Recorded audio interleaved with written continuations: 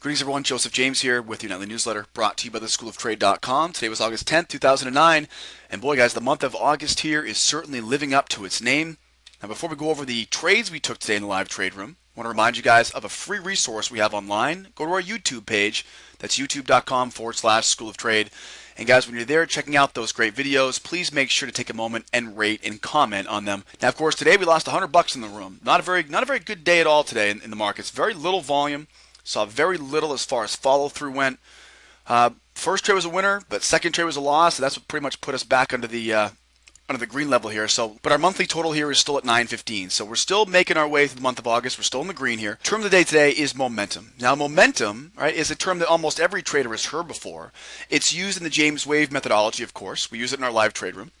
And basically momentum is the force or the strength of the market. But momentum is something that uses price and volume to calculate. So the overall force or strength of the market is ultimately using price and volume to calculate that force. We use a very simple indicator on our charts called a momentum indicator. It's also referred to as an oscillator, right? So an oscillator is the technical term used for the momentum indicator that we use on our charts. We use it on a faster time frame for the best entries, and we also use it as a final check before we enter the trade. So of course, a final check before we get into that trade, we look for our momentum indicator. And of course, it's essential for all types of traders, whether you're a big trader, small trader, fast trader, or a slow trader, right? Essential for all types of traders. And very simply, it's a very easy indicator to use. If we're looking for a long trade, I want to see momentum pointed up in support of that long position. If looking for a short trade, I want that momentum indicator to be pointed down. So pointed up for a long and pointed down for a short. Doesn't get any easier than that, right guys? And now here's a snapshot of what this momentum indicator looks like on one of our recent charts. I'll zoom in here so you guys can see this, but it's the thick yellow line here on our price charts, not the thin yellow line across the candlesticks, but the thicker yellow line here at the bottom. And as you guys can see, the momentum indicator, right, pointed up for a long trade or down for a short trade, very easy to use, right? Not a very difficult indicator to use whatsoever. Now we're going to show you guys how to use this indicator live in real time. We'll show you guys how it applies to our trade setups and how we use it with our rules. I want to remind you guys, it opens at 2:45 a.m. So come out and join us. It's available for trial members and lifetime members. We'll trade the European session and the US morning session. So if you want to stay all day, come stay all day. If you just want to show up for the Euro session at 3 a.m. or just the US session at 8 a.m., by all means, guys, make sure you come out and join us. There's a spot for everybody in our live trade room. Now, before we get out there, guys, the beginner's course is highly recommended for all of our free trial clients. Remember, the beginner's course is going to lay that firm foundation of knowledge of not only trading terms and concepts, but most importantly, what we're doing in the trade room. So when you come into the trade room, you'll be able to see everything in real time, and you'll know exactly what you're looking for. Now, we have three very simple jobs. That is to identify, adjust, and execute. I'm going to identify things like the news events we see, the type of market that we see. I'll then adjust to what I see by marking my calendar or my alarm clock to adjust to those news events. I'll, of course, take out my horizontal lines and mark up support and resistance levels on our slower time frame. And then, of course, job number 3 becomes quite simple if we do our first 2 jobs correctly. And that's now, because we are mentally and technically prepared to take some trades, we can now use patience and discipline to wait for the perfect patterns to develop. We're going to stop thinking so much, right guys? Stop thinking so much. Lots of intelligent people are traders, and it never fails. We always overthink. So stop thinking so much and let those rules do the trading for you guys. Now let's take a look at some of the trades we took. And we only took 3 trades today. Very slow day here. Of course, opened up on Monday mornings at 7:30 a.m. So we have a little bit less time to trade than we do Tuesday through Friday. But here this morning, our first trade of the day was taken off at 10:10 this morning. This is on the Russell, symbol is TF, just after the US Open, 10 minutes past the hour of 10 o'clock. And you guys can see here, this is a 2-step long here at 70.7. Now we're trading a 4-contract account, guys. Of course, the way we manage our trades, we take profit at 3, 6, and then our runner. So of course, at our first target of 3 ticks, we take 2 contracts off. We take 1 contract off at 6, and then another final contract off on that runner for 2 ticks. So total them up, 6 plus 6 is 12, plus 4 is 14 ticks. Now we had to make sure we had enough room for this trade to play out, which it had plenty of room. And as you guys know, we qualified this live in real time, called the trade live in real time.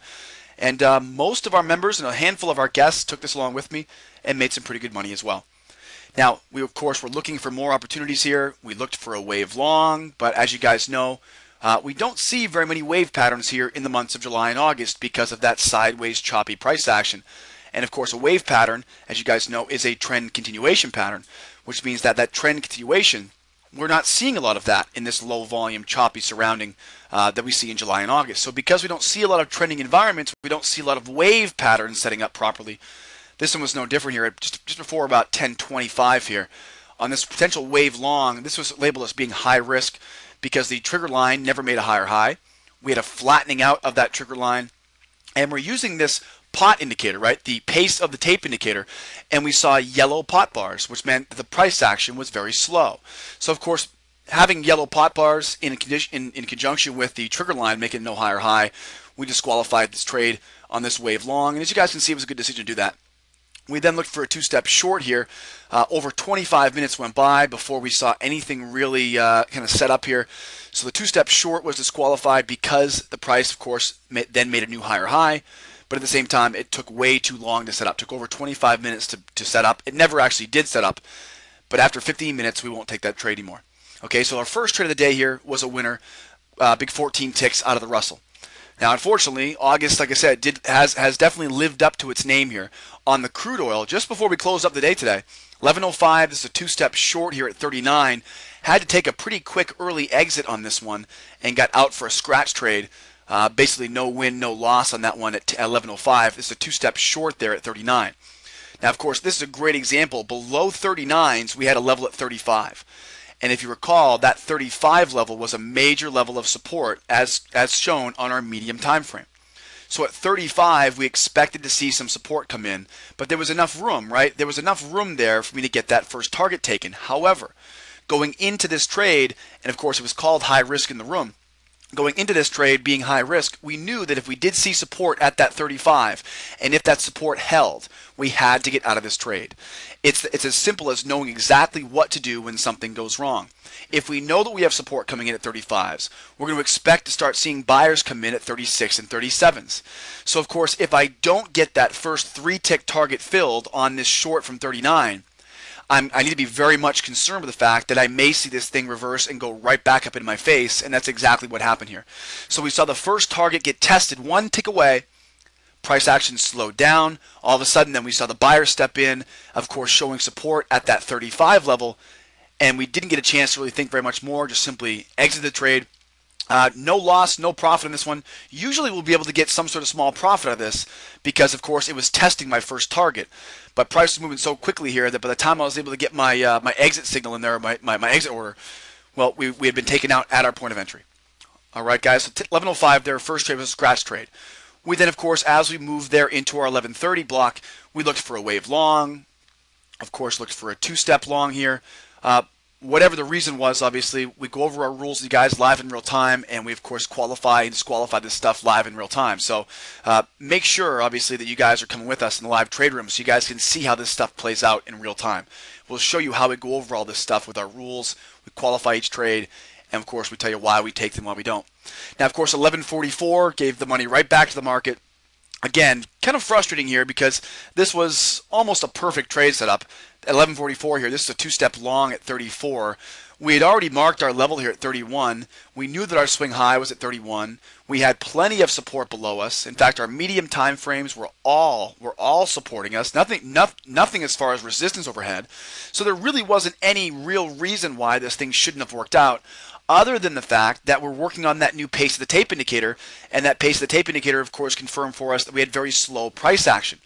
You can look at your volume indicator at the bottom, and that will show you as well. Very low price action. So that's the only thing that I think I would have done over again, all right, if I had to do it over again. So basically 11.44 here, two-step long at 34. Got a full stop on this one. It completely tore my head off, coming right back against me. Of course, 6-tick stop, 6, 12, right, 18, 24 ticks there. For a 4-contract loss. So that's 24 ticks. As you can see, the beginning of the morning, we made 14 ticks, just gave back 24, and of course at $10 a tick, you can see where we get our negative $100 for the day. Once again, guys, my name is Joseph James. I want to thank you guys for joining us this evening. Remember to join us tomorrow morning, 2:45 a.m. in the live trade room, and we'll see you then. Hope the video helps. We'll see you next time.